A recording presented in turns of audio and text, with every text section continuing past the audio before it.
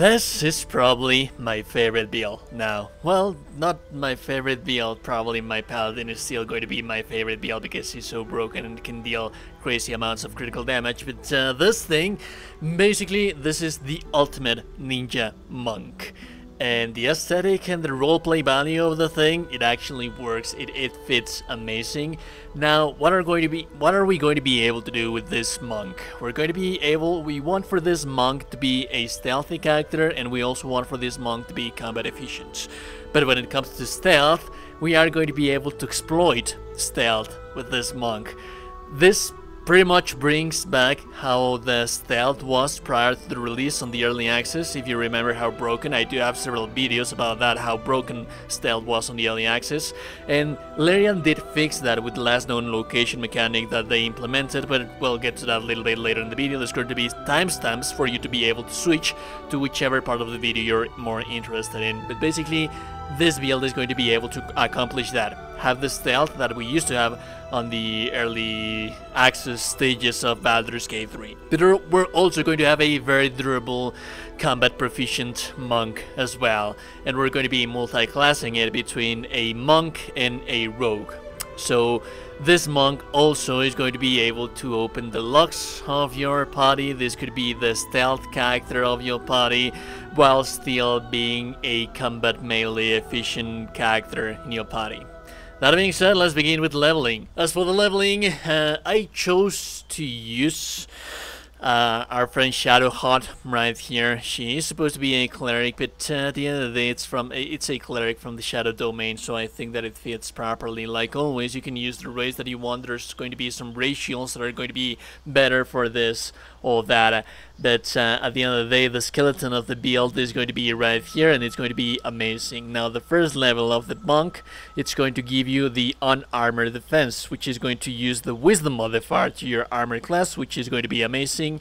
This is going to be a very, very stat-hungry build. I am not going to lie. We're going to be using quite a lot of dumping, and we're going to be doing quite a lot of things to make this thing properly work. Also, we have martial arts, which basically allows the monk to use the ability score dexterity as a main modifier for monk weapons or for unarmored weapons, your fists weapons.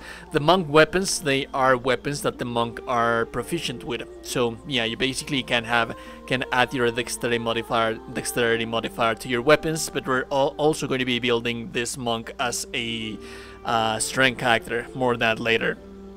Then we have the Death Strikes and the bonus of Unarmed Strike. We are going to be taking the most advantage out of this thing.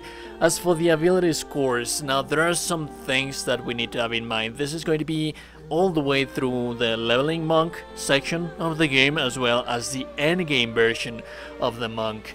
And the reason for the strength right here, it doesn't necessarily have to be like this. You could, for example, if you are in the endgame, there's going to be quite a lot of respect potential with this character. If you are in the endgame, you can use the Gauntlets of Giant Heal Strength, or you can use the second output of the game to get the dexterity, to get that extra armor class. You're not going to be using armor, so we want dexterity to give us initiative and armor class as well. We want to be durable in combat and open combat, and we're going to be getting that armor class from wisdom and dexterity, so it is very important as well that we raise our dexterity and wisdom. So we're dumping the stats right here, and we're going to be losing quite a little bit of points into constitution. So yeah, that is something to have in mind.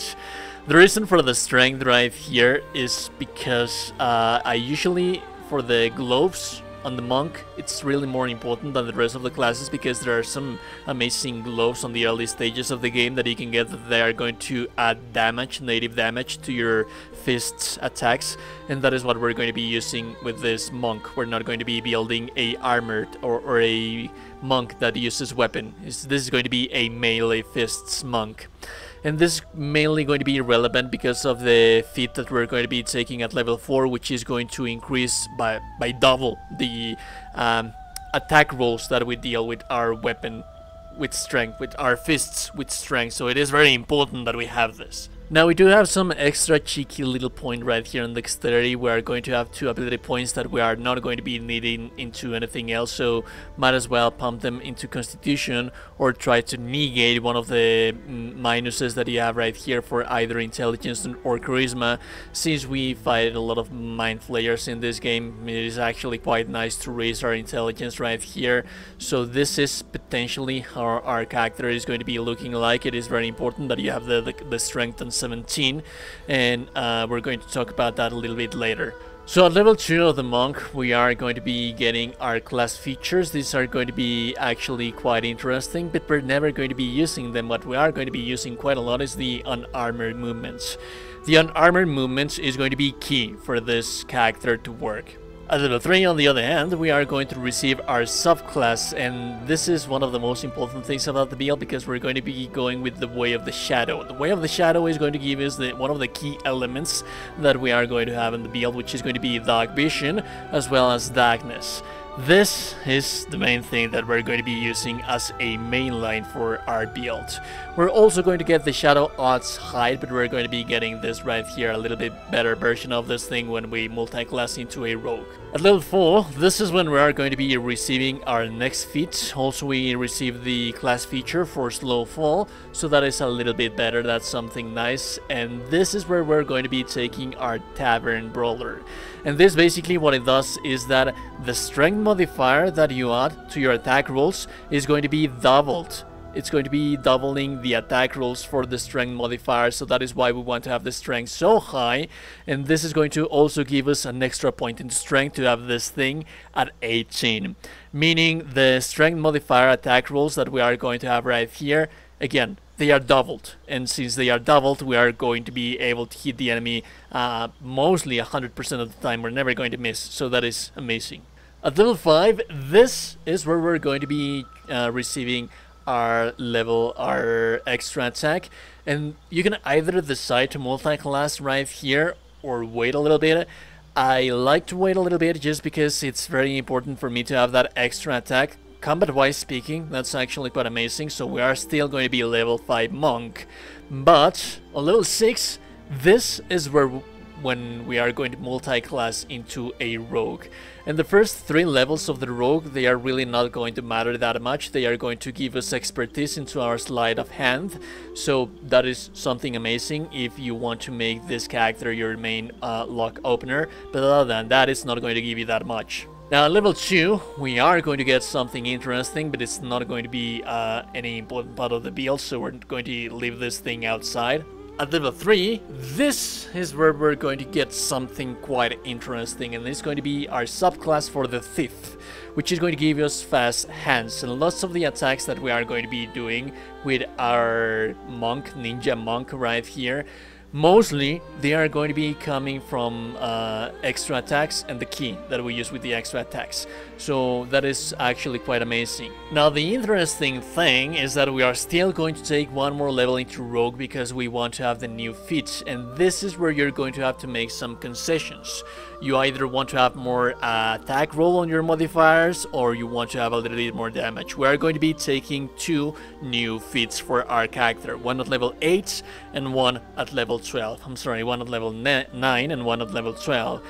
You can either take 2 points into dexterity to raise this thing up to 16, and also 2 points right here to get this thing to 16, or raise this bad boy to 20. I usually like to go with this because you are getting double the return for this thing, but you are going to be missing out on 1 point into armor class, and since we do not have quite a lot of constitution, that's actually quite a big deal. But you can negate that if you place a shield with your cleric or your paladin on your character. Also, the haste is going to give you a +2 to armor class, so just 1 armor class is not going to be that huge of a deal. Now, back again on level 10, we are going to return to our monk right here, and we're going to receive the key Empowered Strikes, which is actually quite amazing.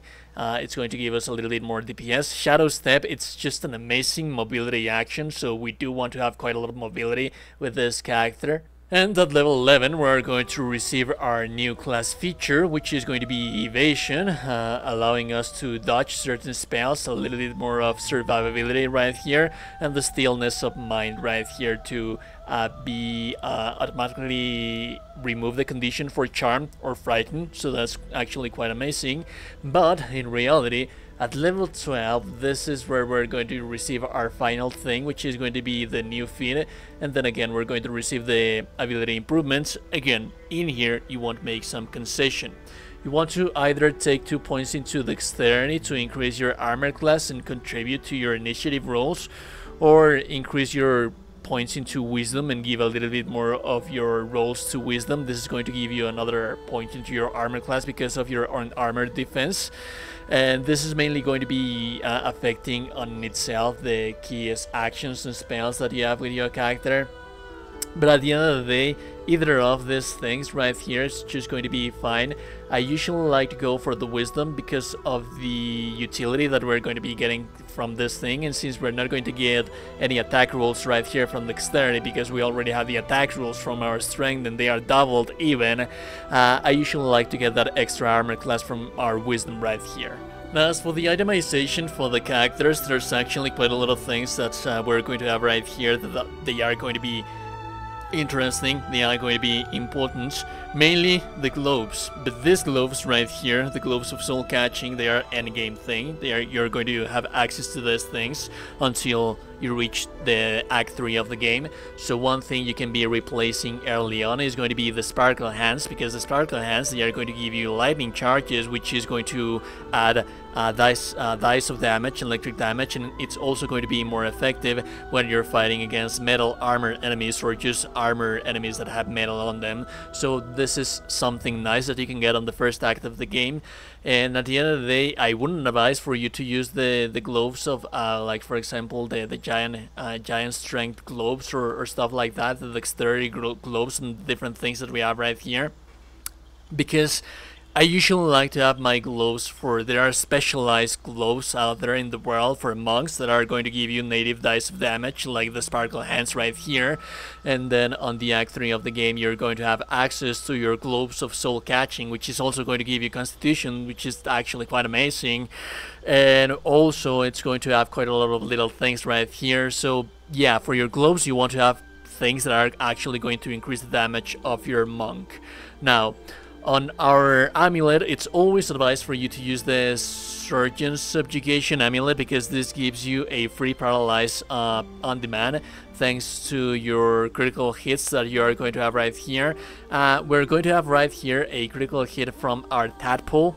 So you can add a tadpole to your character to get a free critical hit, and that is actually quite amazing. Other than that, you are going to be needing the Crusher's Ring, because it's going to be a very important thing, the mobility for our character. We do have some quite a lot of mobility from our unarmored defense, our unarmored feats from the monk, but a little bit more mobility. We want to have as much mobility with our character because of this next thing that I'm going to explain to you right now. Remember that all of these items you can find them on the video description. So yeah, there's that. Now, a whole lot of people have been asking me about last known location mechanic in my previous stealth kind of videos, and it is actually a good question. If you're an experienced player and you're already aware of this mechanic, then you're good to go. You do not need to watch this thing. But basically, prior to the release of Baldur's Gate on the early access, there used to be this thing where stealth was very broken, because if you enter into stealth, the enemy would never pursue you. So what Larian did to fix that, I'm gonna have a video on the video description for you to see what I am talking about, what I am referring about.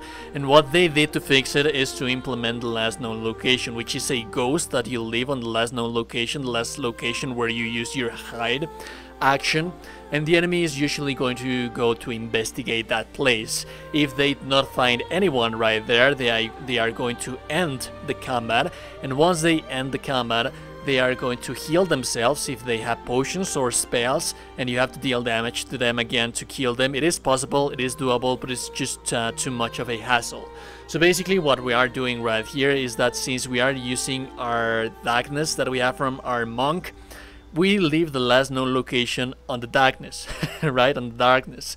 So the enemy is not going to be able to see to spot the last known location, therefore he's never going to go to investigate it. And since they are never going to go to investigate that last known location, they are always going to be stuck in combat. So what you want to do with this build is just be on the shadows, on your darkness, kill people, go back to the darkness, cast your hide action. The enemy is never going to start looking for you. They are never going to go look for that last known location unless they have the dark vision. But if they have dark vision and you are still into combat, that is why we have a very open combat effective monk right here. So this is the best of both worlds.